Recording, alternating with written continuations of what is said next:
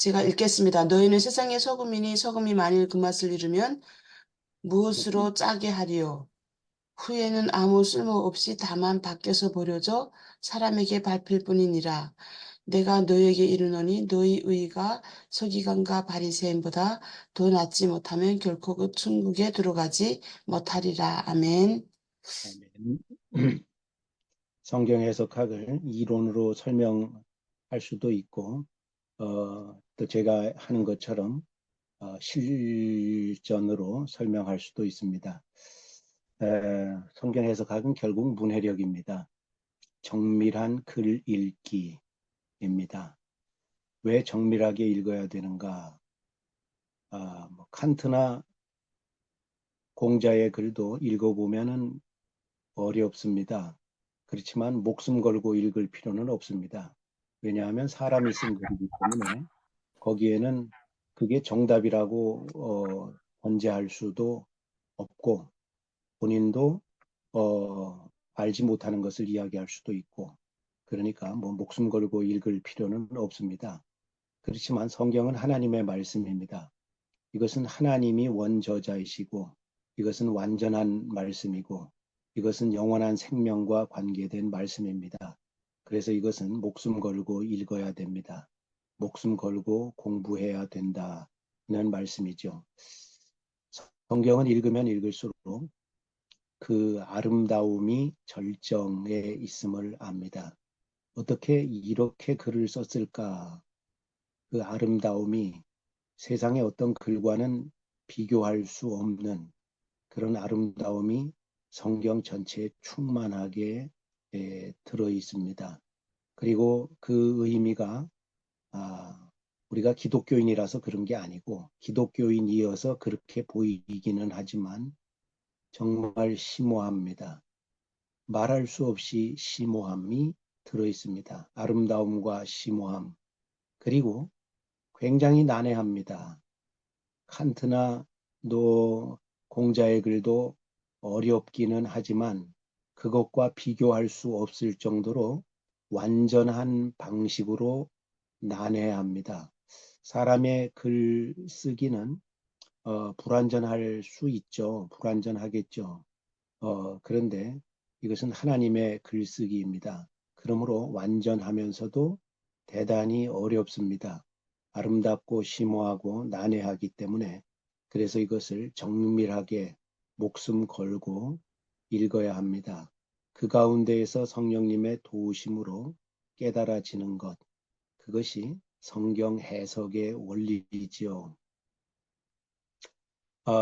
제가 그 해석의 원리를 이론적으로 말씀하지는 않습니다만 뭐 새벽 시간에 그렇게까지 할 필요는 있겠나 싶어서 그렇게 하지 않지만 성경 해석을 실제를 이제 말씀드리면 그러면은 이제 여러분께서 잘 유심하게 들으면 그러면 이렇게 해석하는 것이구나 하는 것을 발견할 수 있을 것입니다. 오늘은 13절부터 20절 말씀까지를 함께 읽겠습니다. 먼저 13절에서 16절 말씀이 작은 한 단락으로 되어 있는 것으로 보입니다. 여기에는 소금과 등불, 동네 이야기가 나오죠. 23에서 16절에 크게 세 가지가 대조군으로 나옵니다. 세 가지가 대조되어서 나옵니다. 첫 번째 대조군에는 소금 13절에 너희는 세상의 소금이다. 소금이 나오죠. 14절에 동네 아마 빛이라기보다 동네로 보는 것이 글 읽기에 옳습니다. 동네가 나옵니다. 소금, 동네. 15절에 등불이 하나의 대조군으로 나옵니다. 그것과 대칭되는 개념으로서 또 세 개가 등장합니다. 13절에 맛, 소금이 있으면 맛이 있어야 되지 않겠어요? 그래서 맛이 나옵니다. 14절에는 동네가 있으면 빛이 있어야 되지 않겠어요? 빛. 왜 동네에서 빛이 나느냐? 옛날에 동네들, 예루살렘 동네는 특히 산 위에 높이 세웠습니다. 그러니까 동네가 산 위에 높이 있으니까 거기에는 밤에도 여기저기에 등불을 켜놨지 않겠습니까? 그러니까 산 위에 있는 동네에서 빛이 나오죠. 소금 맛, 동네 빛, 그리고 15절에 등불, 역시 빛이지요. 등불, 빛. 예. 등경, 옛날에 우리 등경이라고 했죠. 등경에서는 역시 빛이 나옵니다. 사람에게 비치느니라 해서 세 개가 대조돼서 나옵니다. 13절에 너희는 세상의 소금이다. 너희는 누굽니까? 너희는 3절에서 12절까지의 그 국민성을 가진 신자를 가리킵니다. 3절에서 12절까지의 국민성이 뭡니까? 하나님의 율법, 정확히 말하면 율법입니다. 보편적으로 말하면 하나님의 말씀, 성경이라고 할 수 있죠. 하나님의 말씀을 순전하게 해석해서 순전하게 살아내고자 하는 열망, 그것이 국민성입니다. 특별한 국민성입니다. 3절에서 12절에 말하는 것은 그거밖에 없습니다. 하나님의 율법, 하나님의 말씀을 순전하게 해석하겠다. 왜 그런가 하면 그 당시 사람들은, 특히 종교 지도자들은 하나님의 말씀을 혼잡하게 했거든요. 거기에다가 자기 욕망을 마구 섞어가지고 그래서 혼잡하게 불순하게 만들었습니다. 그러니까 하나님의 율법 말씀에 대한 순전한 해석, 나의 욕망은 전혀 담기지 않은 순전한 하나님의 욕망, 하나님의 요구만 담긴 그러한 발견, 그러한 글 읽기, 예, 하나님의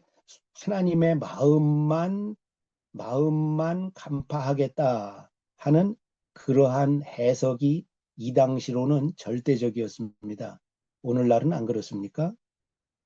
제가 여러 번 예를 들었지만 아주 아주 열성적이고 참 모범적인 그러한 아주 대교회의 권사님이 계신데 제 아내의 친구입니다. 그런데 지금은 이제 좀 소원해졌지만 그분이 이 연말에 만났더니 오래전에 만났더니 절 보고 그래요. 목사님, 제가 내년에는 성경 7독을 하겠습니다. 하나님의 말씀을 읽는다는 거, 이건 성경의 명령이잖아요. 그것도 7독이다 한다니 얼마나 대단하십니까? 그래서 제가, 이 권사님, 그 7독까지 하실 시간이 있습니까? 그런 힘이 있습니까? 안 그래도 하시는 일이 얼마나 많은데요. 그랬더니, 아니요. 제가 새벽 1시가 되든 2시가 되든 여하튼 버티고 성경 말씀을 7독까지 해야 되겠습니다. 왜 해야 되겠다고 결심하셨습니까? 그러면 하나님이 제 소원을 들어주시지요. 들어주시지 않겠어요? 안 들어주실 수 있겠어요? 이게 성경 읽기의 목적이 되었습니다. 이건 뭡니까? 자기 욕망을, 탐욕을 투사한 것이죠. 성경을 읽으라는, 묵상하라는 하나님의 말씀에 자기의 욕망을 투사한 것입니다. 그래서 본래 하나님의 말씀은 온데간데 없어지고 자기 소원, 욕망, 하나님이 설마 감동하시지 않겠어? 감동하시지 않으시면은 하나님도 아니지. 그러면 안 되지, 하나님이. 하나님은 감동하실 수밖에 없어. 내가 7독이나 1년에 하겠다는데 하나님이 감동을 안 받으시면 안 되지. 이거는 불순하지요. 불순합니다. 오늘날, 오늘날 우리들의 성경 읽기, 하나님의 말씀 대하기가 순수합니까? 그래서 순수한 해석이 가장 중요한 것입니다. 하나님의 본래 의도대로 해석하고 그대로 살아가고 싶다. 살아가야겠다. 예, 우리가 완전할 수 있다는 건 아니지만 순수하게 해석하고 온전하게 살아가야겠다 하는 뜨거운 열망, 이것이 3절에서 12절에 말씀하신 하나님 나라의 국민성입니다. 이게 국민성입니다. 예, 이게 국민성입니다. 이게 사실 20절에 나오는 너희의입니다. 예, 너희의입니다. 이 하나님 나라의 국민성을 가진 사람이 너희죠. 13절에. 그러한 국민성을 가지고 사는 신자가 세상의 소금이다. 소금에는 짠맛, 나트륨의 맛이 있어야 되죠. 맛이 없는 거는, 짠맛이 없는 거는 애초에 소금이 아닌데 소금인 척 한 것뿐입니다. 그러니까 소금이 아닌 게 드러났으니까 밖에 버려져서 사람에게 밟히는 거죠. 애초에 소금이 아니었어요. 소금이었는데 맛을 잃은 게 아니고 소금이 아니었다.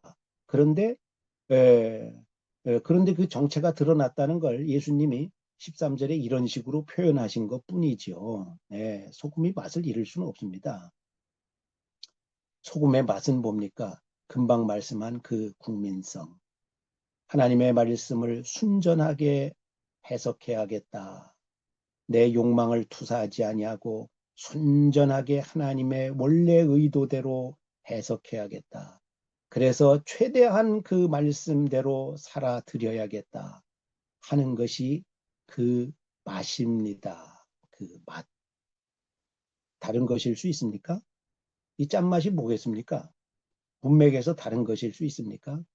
불가능합니다. 예. 14절도 마찬가지죠. 같은 얘기를 다른 예를 들어서 하는 것뿐입니다. 동네, 사실은 이렇게 해야죠. 너희는 동네다. 그 동네에서 세상에 빛을 비친다. 이런 말씀이죠. 어디에 있는 동네요? 산 위에 있는 동네다.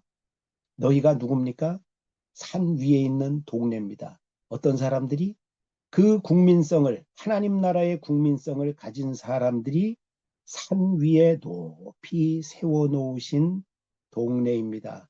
이 새벽에도, 한밤에도 예루살렘은 높은 고지에 있습니다. 동네가 있으니까 높게 자리 잡았겠죠. 그러니까 거기에서 환하게 빛이 비칩니다. 저 멀리 떨어진 저 산 아래에 있는 먼 곳에서도 눈을 들어보면 아, 저기 동네가 있네. 왜요? 빛이 비치니까. 빛이 비치니까. 예. 뭐가 비칩니까? 그거. 3절에서 12절에서 말씀한 하나님의 율법 말씀을 순전하게 나는 해석해 내 드리고 그리고 온전하게 살아 드려야겠다 하는 열망. 예. 그게 빛입니다. 그게 빛입니다. 15절에는 등불이라고 했죠. 사람이 등불을 켜서 등경 위에 두나니 그랬네. 등불을 켜서 어, 요즘에는 요즘에 이런 거 안 쓰죠. 돼 이런 거 안 쓰죠. 이거 옛날엔 다 썼어요. 말 아래에 두지 아니하고 등경 위에 높이 세워둡니다. 뭐 하라고요? 빛이라고. 빛이 빛이라고. 예. 무엇이 빛입니까? 하나님의 말씀을 순전하게 해석해서 순전하게 살아드려야겠다 하는 완전히 하나님 중심적인 사고 방식, 말씀 중심적인 사고 방식, 정확히 말하면 율법 중심적인 사상과 생활 방식, 이게 빛이죠. 이것을 환하게 멀리 비춰주는 것입니다. 사람에게 비치느니라. 집안 모든 사람에게 비치느니라. 지금까지 했던 말씀을 예수님이 요약해서 결론으로 16절에서 말씀하시죠. 이같이 너희 빛이 사람 앞에 비치게 하라. 빛이 뭔데요? 16절에서 예수님이 빛이라고 말씀하시고 그 추상적인 이야기를 보다 구체적인 표현으로 해석을 해 주십니다. 성경 자체에 답이 있어요. 잘 들여다보면. 그래서 성경을 잘 들여다봐야 됩니다. 한 절을 1분 동안 들여다보기도 하고 10분 동안 들여다보기도 하고 어떤 때는 앞뒤 문맥과 비교해서 2시간 동안 들여다보기도 하고 그렇게 정밀하게 읽기. 그게 해석하는 방식이죠. 너희 빛이 뭡니까? 착한 행실이죠. 착한 행실. 그게 답이잖아요. 지문에 나와 있잖아요. 너희의 착한 행실. 그러면 착한 행실은 뭡니까? 예수님이 지금 생각하고 계시는 착한 행실은 뭘까요? 성경 해석학 시간이니까 제가 공부하는 방식으로 여쭤본다면 착한 행실은 뭘까요? 예수님의 마음속에 있는 지금 예수님이 지금 한 자리에 앉으셔서 일필휘지로 쭉 글을 쓰던 말씀을 하고 계십니다. 그러니까 예수님의 머릿속에 분명한 사상이 흐르고 있습니다. 그 흐르는 사상 속에서 3절부터 지금 말씀하시죠. 흐르는 사상 속에서 예수님이 하시는 착한 행실은 뭘까요? 교통질서 잘 지키는 거? 그거 가지고 사람들이 우리를 통해서 하나님 아버지께 영광 돌릴 수 있습니까? 그거는 예수 안 믿는 사람들도 해요. 교통질서 잘 지키는 거. 어른 만나면 반듯하게 인사하는 거. 그거 예수 안 믿는 사람들도 하죠. 사람들이 우리가 어른한테 인사 반듯하게 한다고 그거 보고 하나님 아버지를 믿고 믿을 생각이 들고 영광 돌릴 생각이 들겠습니까? 아니죠. 그건 불가능합니다. 윤리 도덕은 불신자도 신자 못지않게 충분히 가지고 있습니다. 윤리 도덕 착한 행실 가지고 하나님을 믿고 영광 돌릴 생각이 들지는 않습니다. 불가능합니다. 그러면 착한 행실이 뭡니까? 3절에서 12절에 말씀한 그 국민성이죠. 그렇죠.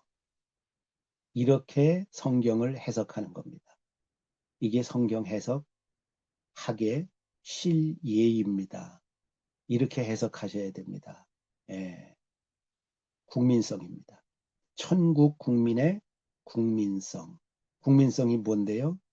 율법을 순전하게 해석해야겠다. 아무것도 섞지 않고 하나님이 원래 기록하실 때에 가지셨던 그 의도대로 해석해 봐야겠다. 순전한 해석. 그리고 그대로 살아봐야겠다. 그대로 살아드려야겠다. 예, 하는 그러한 열망. 예, 이게 착한 행실이죠. 이게 국민성이죠. 이것을 살아내는 거. 그래서 불신자들도 보고, 야, 저건 색다른데. 저건 완전히 이질적인데. 예? 야, 그런데 매우 높은데, 수준이 매우 높은데, 완전히 이질적인데, 그런데 수준이 매우 높은데, 수준이, 수준이 저건 신적인데, 그 내용이 신적이야. 그냥 교통질서 잘 지키고 어른에게 예의 깍듯하게 차리는 거하고는 다른 종류의 윤리야. 이야, 저거는 거룩한데, 저기에서는 어떤 신비한 것이 나와, 신령한 것이 나와. 어, 그래서 저 원인이 뭘까? 저 원인은 하나님밖에 없구나. 저 사람들이 말하는 예수밖에 없구나. 저게 예수적인, 저게 신적인, 저 사람들이 말하는 하나님의 저게 가르침이로구나 하는 거를 인식하게 되고 하나님이 선택한 사람은 믿게 되겠죠. 예, 예. 그래서 너희 착한 행실을 보고 하늘에 계신 너희 아버지께 영광을 돌리게 되는 것입니다. 모든 사람이 영광을 돌리진 않습니다. 불신자는 절대로 어, 절대로 동의하지 않을 것입니다. 불신자들은 우리의 이러한 사고 방식, 우리의 생활 방식을 절대로 동의하지 않을 것입니다. 처음에는 눈이 번쩍 뜨여서 경탄하다가도 가까이 와서 들여다보고 이 속에 신적인 요소가 있다는 것을 발견하고는 걸음을 돌이킬 것입니다. 불신자는. 예, 하나님이 선택한 사람은 이 속에 신적인 내용이 있다는 것을 보고 하나님에게 끌릴 것입니다. 그래서 영광을 돌리게 될 것입니다. 여러분, 우리는 산 위에 있는 동네입니다. 하나님이 우리를 산 위에 올려놓으셨습니다. 시덥지 않은 그런 거 내보이려고 하지 말고 평범하고 일상적인 상식적인 거는 우리가 당연히 가져야 됩니다.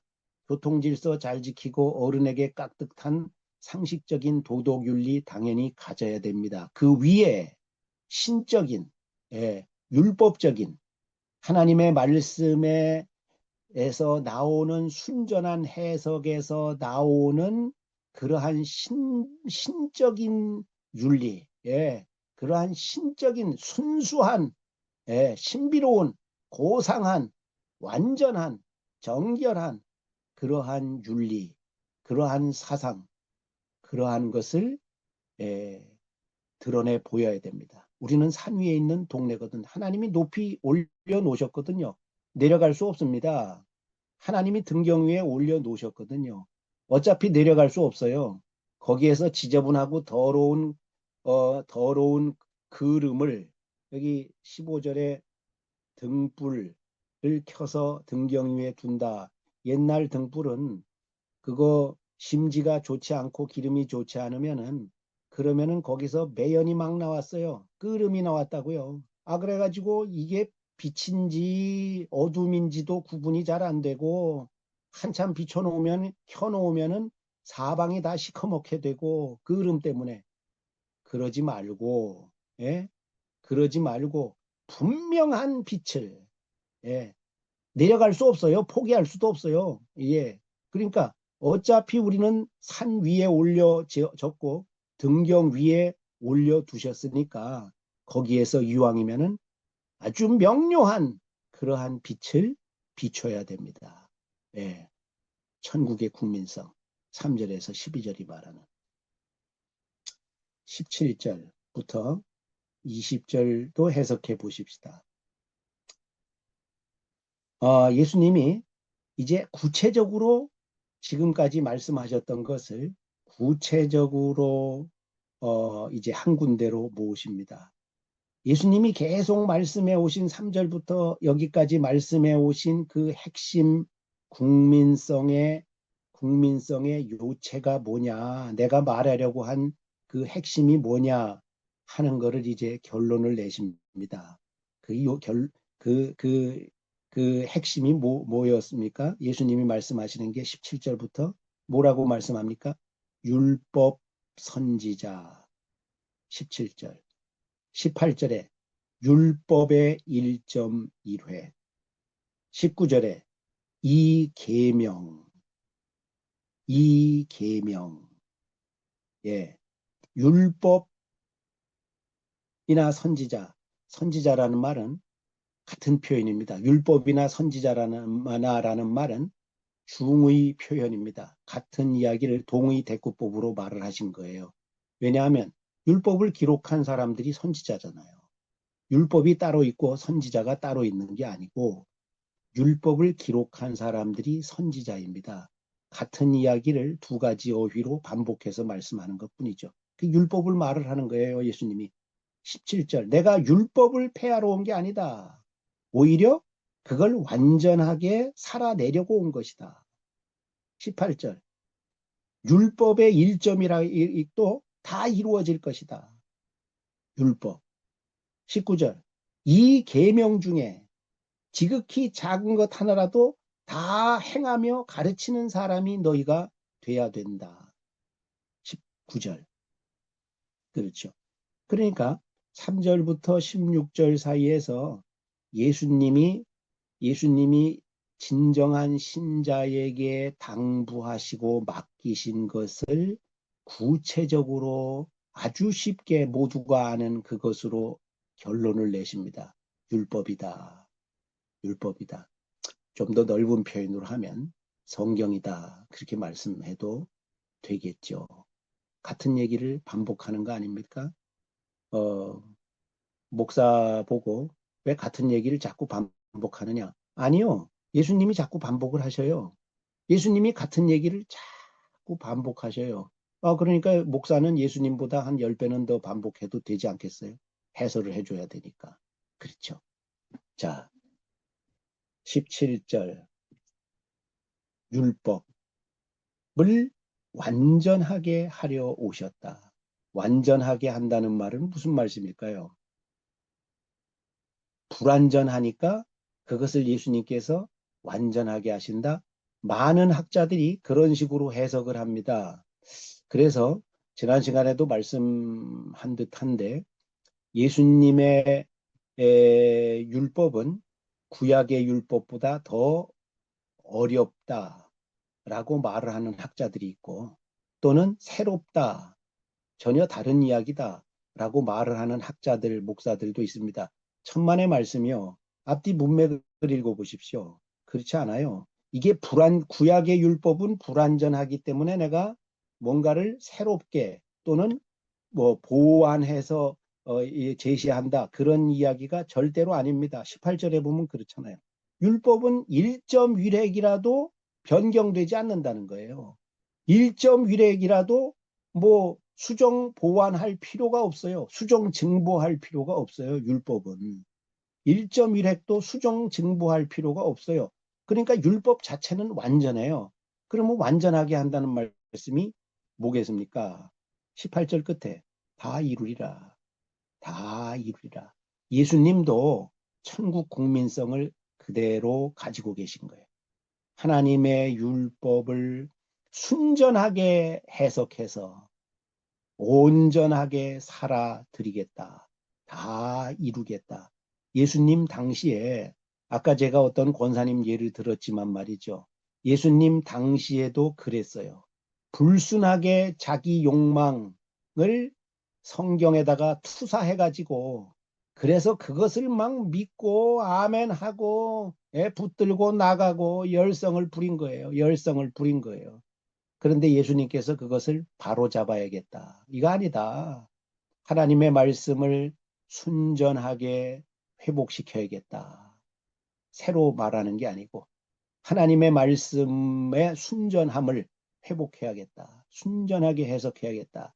그래서 내가 그것을 순전하게 해석해내고 해석해주고 그것을 다 지킬 것이다. 18절. 다 이루리라. 이것이 예수님의 마태복음에서 기록하신 예수님의 오신 목적이에요. 하나님의 율법 말씀을 순전하게 해석하고 다 이루어 드림. 예수님도 이 목적을 가지셨다고요. 천국 국민성의 목적. 그럼 우리는 당연히 그래야 되지 않겠어요? 그래서 19절에 너희는 당연히 그런 사람이다. 당연히 그래야 된다. 19절 그러므로 누구든지 이 계명 율법과 계명이 동의어로 여기 쓰였죠. 이 계명 중에 지극히 작은 것 하나라도 전부 다 19절 끝에 행하며 가르치는 사람이 돼야 된다. 1점은 작은 거니까 이건 버리고 1획은 별로 뭐 눈에 띄지도 않는 거니까 이건 비틀고 1점은 작은 거니까 버리고 1획은 비틀고 그래서 거기다가 자기 욕망을 투사해가지고 예수님 당시의 종교 지도자들처럼 그렇게 하는 게 아니고 1.1획이라도 비틀거나 버리지 아니하고 그대로 순전하게 해석해서 그래서 성경 말씀을 순전하게 하나님의 마음, 원래 하나님의 마음대로 해석해서 그것을 살아드려야겠습니다. 나는 이것이 인생의 목적입니다. 내 삶의 방식입니다. 내 삶의 사상입니다. 내 삶의 발걸음입니다. 내 발걸음입니다. 내 삶의 움직임의 전부입니다. 예, 예, 음, 이러한, 이러한 태도, 그 19절 끝에 일을 가르치며 행하는, 행하며 가르치는, 그것도 표현도 절묘하죠. 예수님이 행하며 가르치는 이렇게 말씀하셨어요. 아, 저 얼마나 절묘하십니까? 얼마나 정확하십니까? 예, 저같이 가르치는 사람들은 병폐가 뭔가 하면 행하는 것보다 가르치는 거에 더 중점을 두기 십상입니다. 특별히 일찍 선생된 초년병의 사람들은 가르치는 데 신경을 많이 써요. 그래서 그것으로 자기가 돋보이려고 가르치는 데 애를 써요. 행하는 데는 별로고. 예. 그 예수님이 얼마나 절묘하게 표현하십니까? 행하며 가르치는 그런 사람이 돼야 된다. 결론 20절. 너희의 서기관과 바리새인의 의가 어떻게 대조될까? 이게 느닷없는 말이라면은 느닷없이 해석해야 될 겁니다. 그런데 3절부터 예수님이 끌고 오시는 말씀이잖아요. 그러면 서기관과 바리새인의 의는 뭐겠어요? 그들의 삶의 내용, 의. 그 사람들의 의는 뭐겠어요? 성경에다가 자기 욕망을 투사하는 거예요. 예? 자기 주장을 투사하는 거예요. 자기 소원을 투사하는 거예요.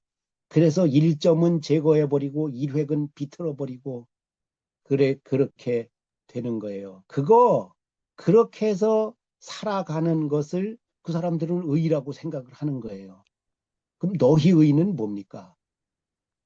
거듭 말씀 안 드려도 되겠죠. 그죠? 똑같은 표현이에요.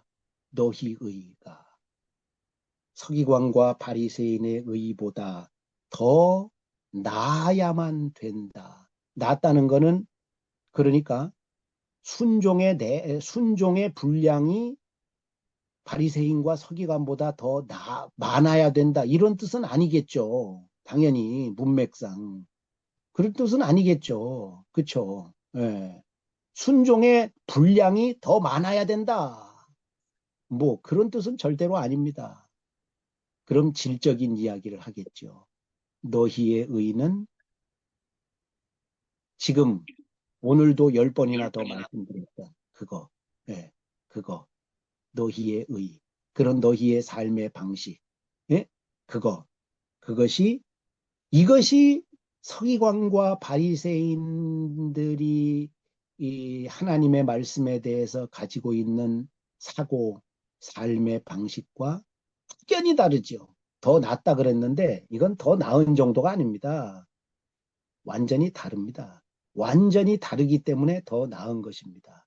완전히 달라요. 예.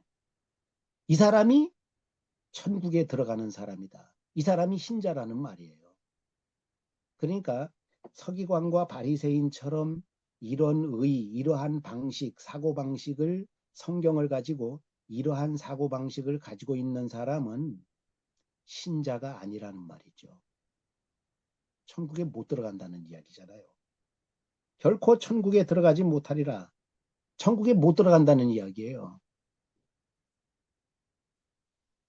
3절에서 12절이 말씀한 또 16절까지 말씀한 이러한 성경 말씀에 대한 이러한 깨끗한 마음, 그리고 열성적인 마음. 신자는 이러한 마음을 가질 수밖에 없는 거예요. 태생적으로.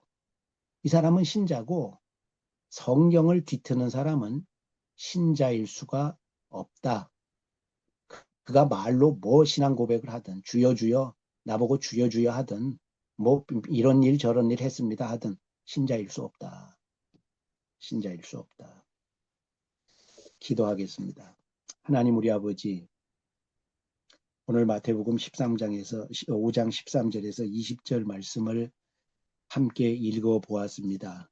우리 마음 가운데에 하나님의 말씀을 향한 어린아이처럼 깨끗한, 예수님처럼 깨끗한 그러한 마음, 하나님이 원래 기록하실 때 주셨던 그 의도를 받아들여야겠다 하는 그러한 어린아이처럼 순전한 마음으로 성경 말씀을 대하고, 그리고 온전하지는 않지만 그렇게 살아드려야겠다는 뜨거운 열망을 변함없이 가져서, 그래서 하나님이 원하시는 바로 그러한 성경의 사람, 그러한 신자들의 빛을 확연하게 드러내는 저희들 되도록 도와주옵소서. 예수님 이름으로 기도하옵나이다.